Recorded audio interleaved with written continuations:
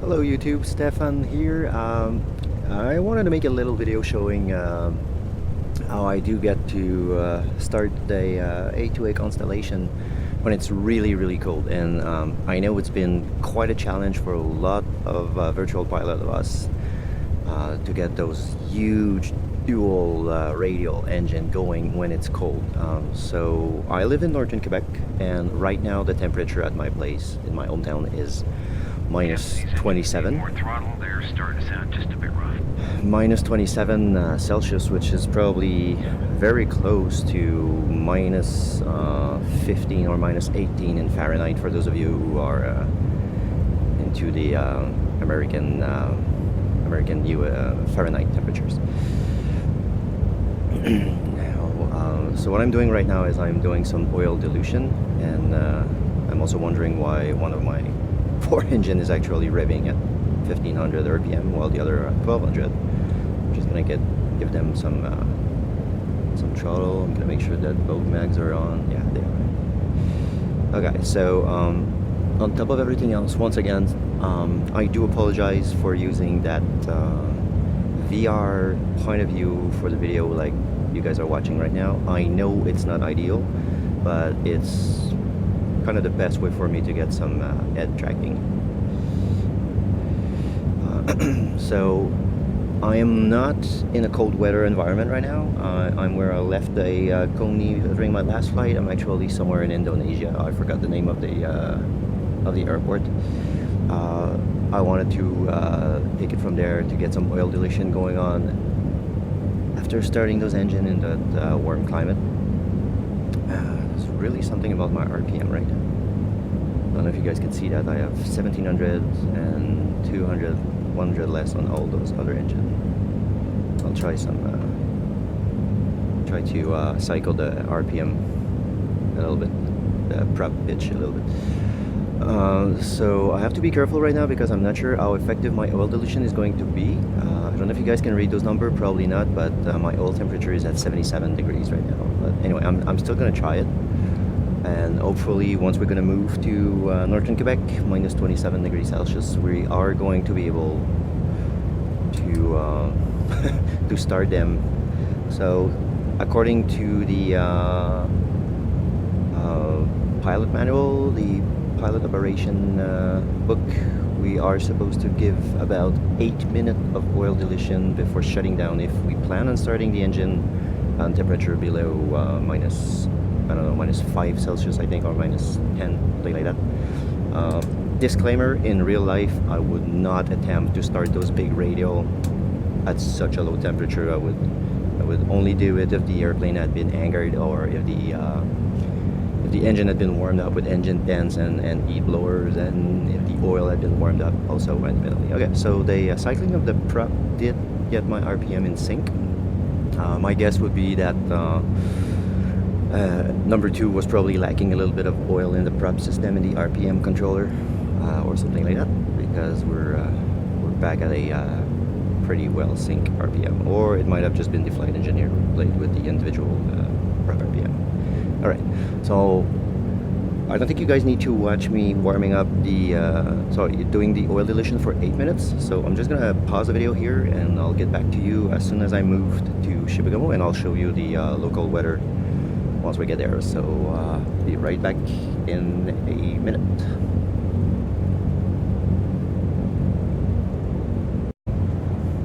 Okay, so I'm back. We are at the we are in northern Quebec right now. We're in Shibagamo, and if you guys can see here, my free air temperature reads as minus 23. It did warm up a little bit since I'm here. When I first moved, it was showing minus 26 or minus 27, but it's still really cold. And I'm still in the process of doing my oil dilution. I had to move to Shibagamo to northern Quebec to do the oil dilution because in Indonesia the temperature was too high and I was not able to maintain a low enough oil temperature for my dilution.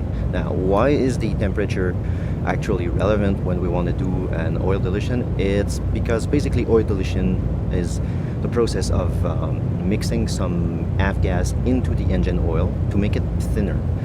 The problem is that it's generally accepted that once your oil temperature gets above 70 degrees, 70 Celsius, the avgas in the oil starts to evaporate. That's why oil dilution is kind of not a problematic thing. Is because as soon as the oil reaches operating temperature, the gas that's in it evaporates, and you get back to a simple regular engine oil, which is all right, because by the time it warmed up enough for the gas to evaporate, that means that your oil is now thin enough to operate as intended.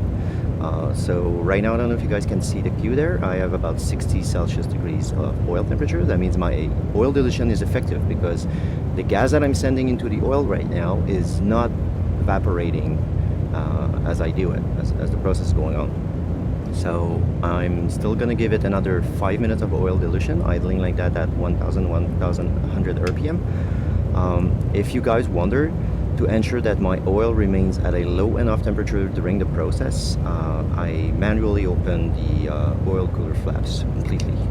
You can see them right here. They're 100% the whole for 4 of them. So it's those 3-way switches here. So basically, make sure you're not using the flight engineer in kind of a computer mode or man mode by the computer, because you won't be able to operate the oil cooler flaps. So another 4 or 5 minutes, we're gonna shut down, then we're gonna give it some time to actually cool down, get the engine to ambient temp, which is still minus 22 right now. And I'll get back to you as soon as we're in that state, and we're gonna try see if we can get those big radial going.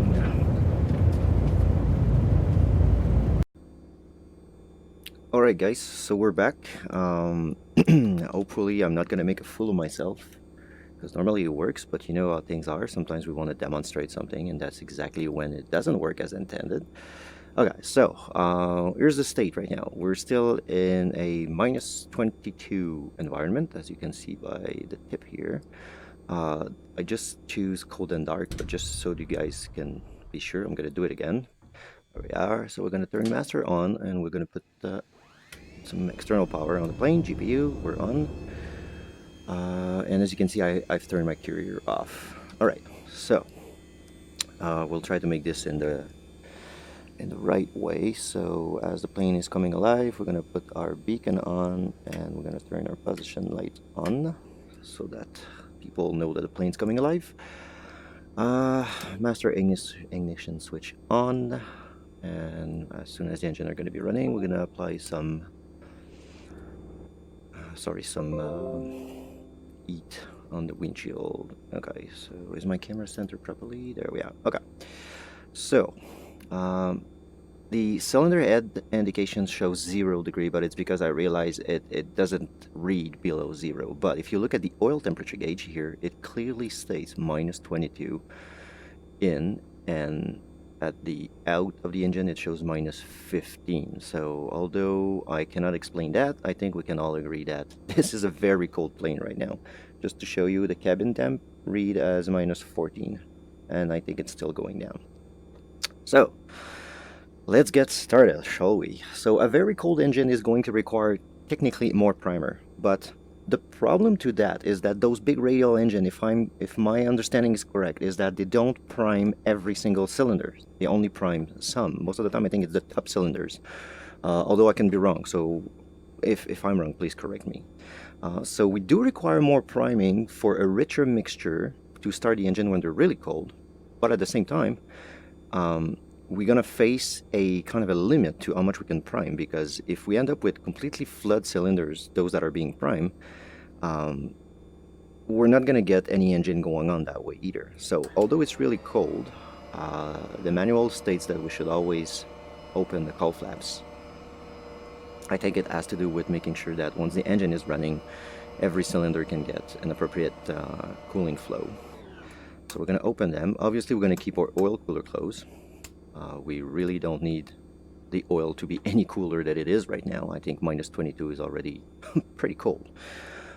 So what we're going to attempt right now is we're going to try to advance our throttle a little bit less during the startup process. Now I do understand that this is probably messing up with the ignition advance on the spark advance on the timing of the engine, but at the same time, if you open the throttle more, it's kind of doing the opposite of choking an engine. For those of you who've been starting small engine that have a choke, when we open the throttle, we allow more air. And the problem of a very cold engine is that the air going through the carburetor is extremely rich, extremely dense in oxygen. So we're going to, instead of using about 10 or 12% of engine cracking, I'm going to try to stick to about 5% like that. And on top of priming also longer, you're going to see that if I'm not able to get the engine to catch, to start, I'm going to do something that we're not supposed to do. I'm going to open and close the fuel mixture on that engine a little bit. And when I say a little bit, it's because I think there is an incredible amount of fuel pressure in those carburetor injectors, in the jets of the carburetor. And by opening the mixture, there is almost a certainty of flooding the engine. Like the chances of flooding the engine are almost an absolute. But you're going to see them, we're going to crank once or twice, and if that doesn't get the engine going, then I'm going to try the mixture cheat a little bit.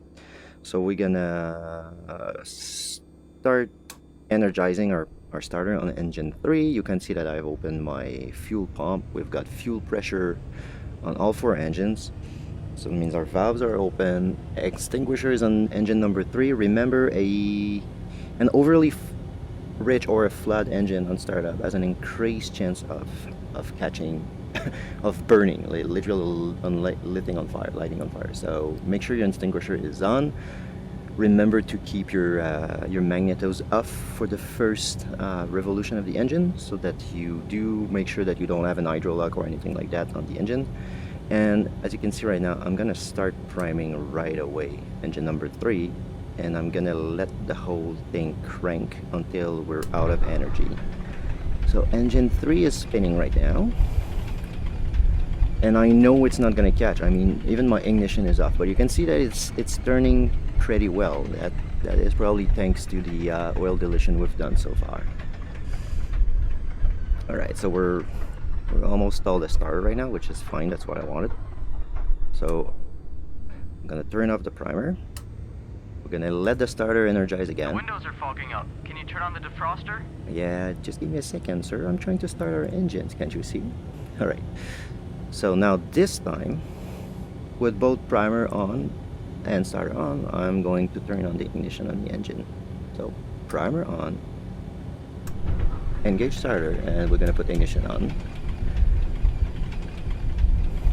We'll see if that catch. If it starts right now, that means the priming alone was able to enrich the mixture enough to get the engine starting.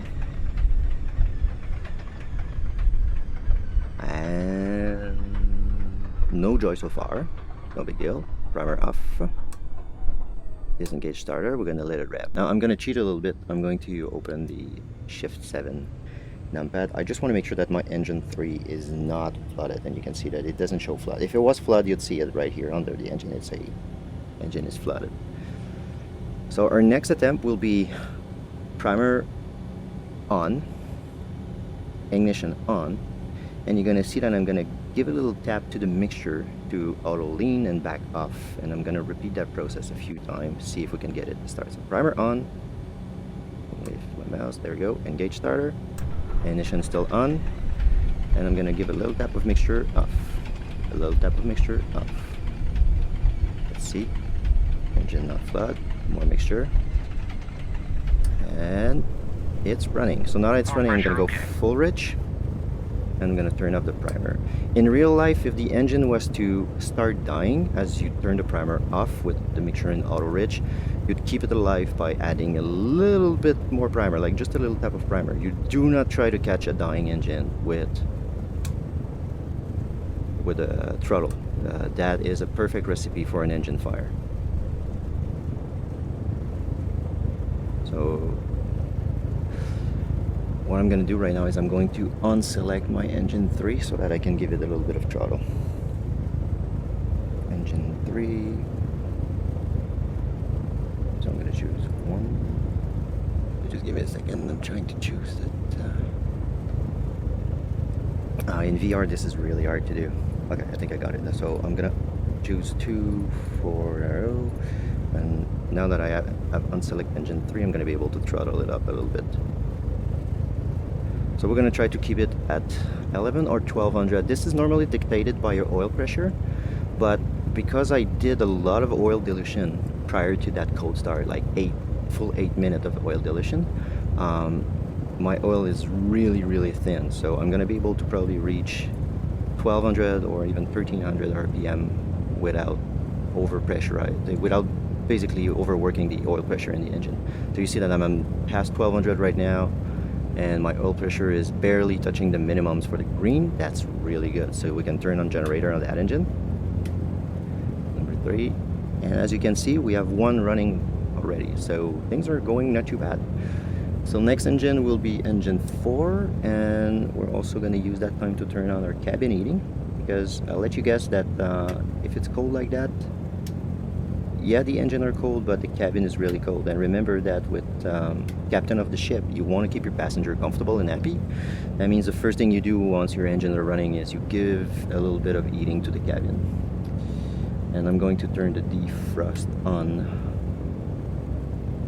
for the windshield. Alright, so let's see if that recipe, if that technique works again for engine number 4, sorry. So fire extinguisher on 4, fuel booster on.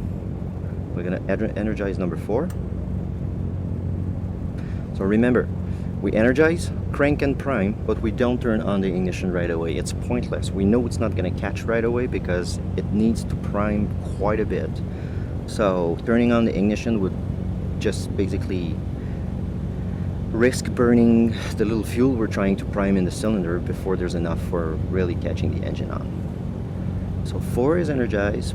Prop seems to be clear. I can see it by the window here. So we're going to prime, engage, spinning. So let it spin. Don't try to start it right away. It's too cold.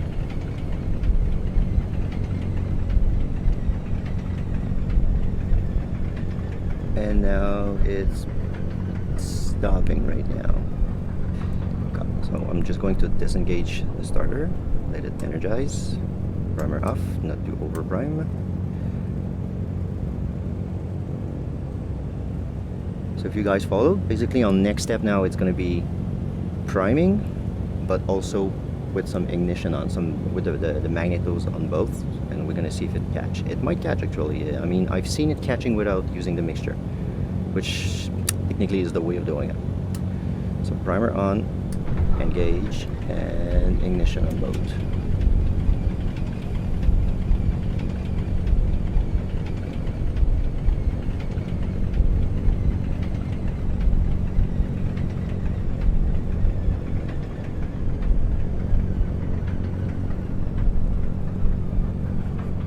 Alright, didn't catch. So remember, I'm in the real weather right now, so yeah, that's how cold it is at my place in mid-January. It's actually not that cold. I mean, mid-January we would often see minus 30, 35, which would be maybe a little bit below average, but wouldn't be extreme. I remember a through temperature of minus 48 last year at this time of the year. But thank God there was no wind and there was barely any humidity. So ignition is on, primer, crank, engage, and let's tap the mixture to lean, off, lean, and we have an engine that's running now. Okay. So full rich, auto rich, sorry, and primer off. Whoops, I'm priming 3 now. Primer off, and let's see if we can give that engine a little bit of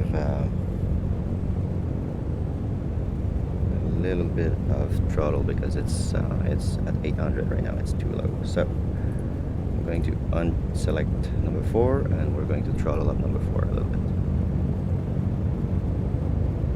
Oil pressure is good, below the minimum, honestly. So remember, it's going to warm up. The fuel in it's going to burn, and that's going to give us a normal oil pressure. So I'm going to throttle down number 3. You can see that it went all the way up to 1350 as it warmed up. That's normal. We're going to keep it at 1200 or below. Turn the generator on number 4 on. and we have 2 engines out of 4 running. Okay, so honestly guys, if you guys got the idea here, you can stop watching. I know that it's not necessarily the most interesting to see the same process being repeated 4 times in a row, but it's just to show you that basically with the A2A Constellation, when the temperature gets really cold, and I know there's a bunch of us right now flying those planes outside of their regular routes just for the fun of doing some circumnavigation or basically flying to where you live. Some of us lives in a very cold place, as you just saw. So now you know how to start it, how to get it started when it's really cold. 2 things. In real life, I would not suggest doing that. I would be too afraid of badly flooding the engine or starting an engine fire, which you don't want to happen. If ever you guys have an engine that catches on fire once you start it, I think the best thing you can do in real life is keep the starter on, fuel mixture off, and open the throttle. You want to burn that excess of gas instead of just letting the fire sit in the engine nozzle. And if that doesn't recover the situation, well, you have those red handles right there. Make sure you pull them. You should be able to put off any engine fire if you don't forget to shut off the fuel arrival to the engine, the fuel feeding to the engine. There's enough CO2 in those canisters to put off a pretty big fire. Use that. Now the other thing is, oh man, what was I gonna say? So yeah, don't do that in real life. And well, we'll keep it there. Just don't do this in real life. But yeah, for A2A simulations, Connie, that works. I have no idea if that was intended, but I do have a lot of faith in the coding behind their flight model and behind the management of their systems, like the coding of the engine systems. So I wouldn't be surprised if in real life that would work. But anyway, I think the chances that any of us ever fly a real Constellation are nil, because my understanding is that there are no original L049 Constellation flying around the world. I think the only Constellation that are still flying nowadays are the Super Connie, the Super Constellation. Anyway, so I'm gonna keep on starting those engines, and I'd like to thank you very much for taking the time to watch this video. If you like it, please give it a thumbs up. If you don't like it, give it a thumb down. I can understand. And please, if you have any questions, any comment, write them below. It's always a pleasure to answer to you guys. So I was Stefan, and let's say see you next time.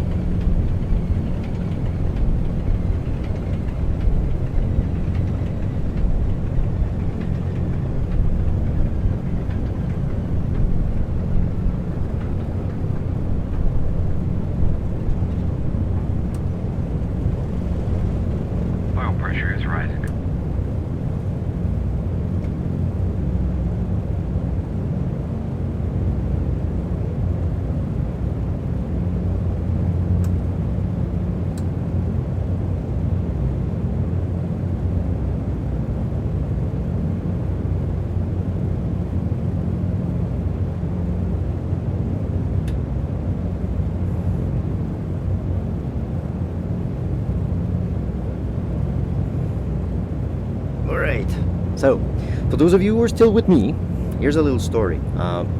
My dad used to be a bush pilot here in northern Quebec, and he has been flying many types, but the main airplane he's been flying was the DHC-3 Otter. If you don't know what that plane is, I encourage you guys Google it. It's actually a pretty nice, very rugged bush plane.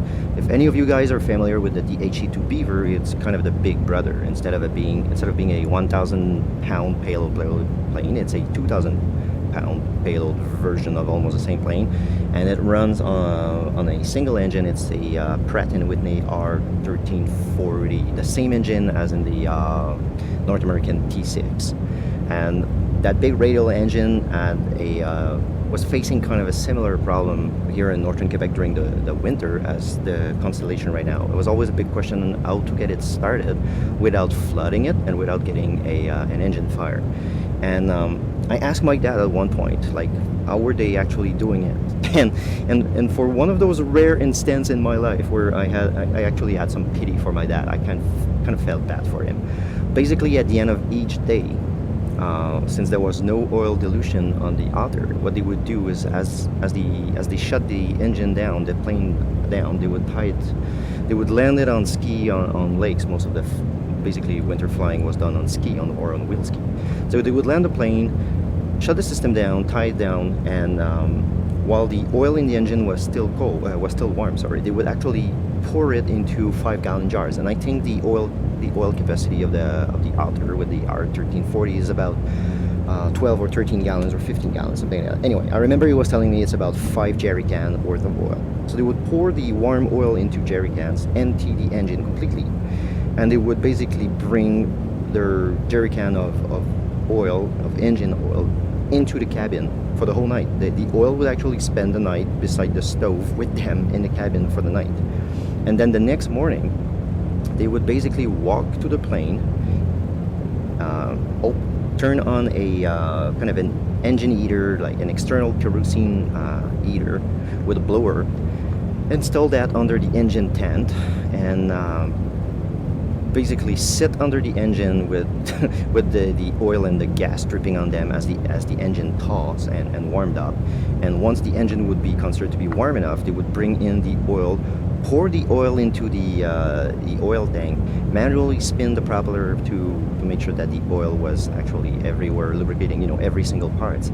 And once this was done, they would remove the engine tent and get the engine started as if it was kind of a very, very chilly spring or very chilly fall day, and hopefully do that process timed well enough and fast enough so that the engine oil and the engine was still warm to actually catch.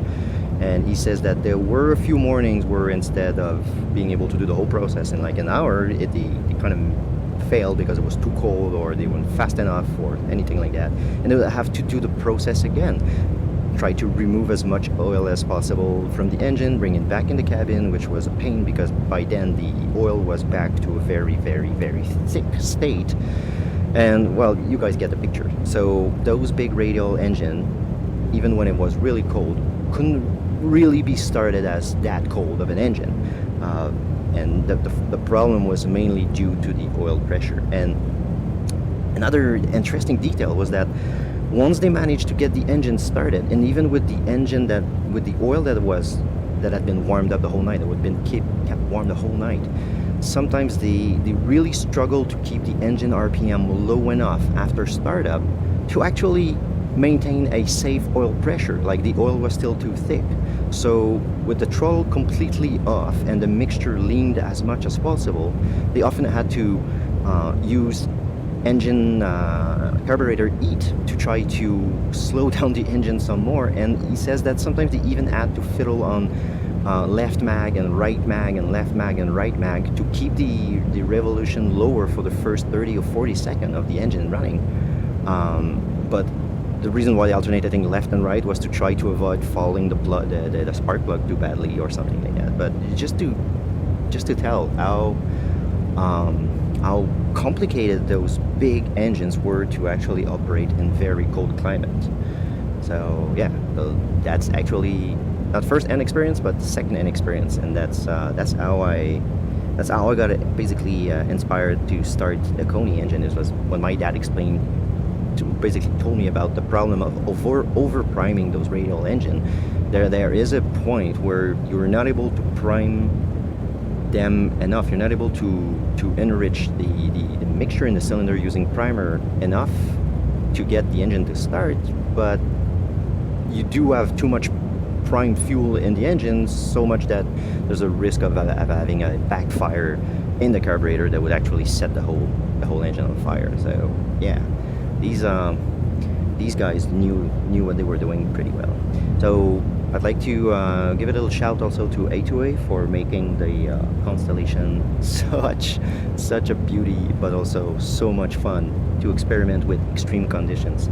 So to Scott and his team at A2A and all the beta tester, kudos guys, you made an amazing simulation, and I'm enjoying it so bad. So again, thanks for watching. I'm super happy if you guys made it all the way to the end. Much appreciated, and I'll make sure to keep those videos coming for you guys. So please subscribe, thumbs up, comment, ask questions. Take care, bye bye.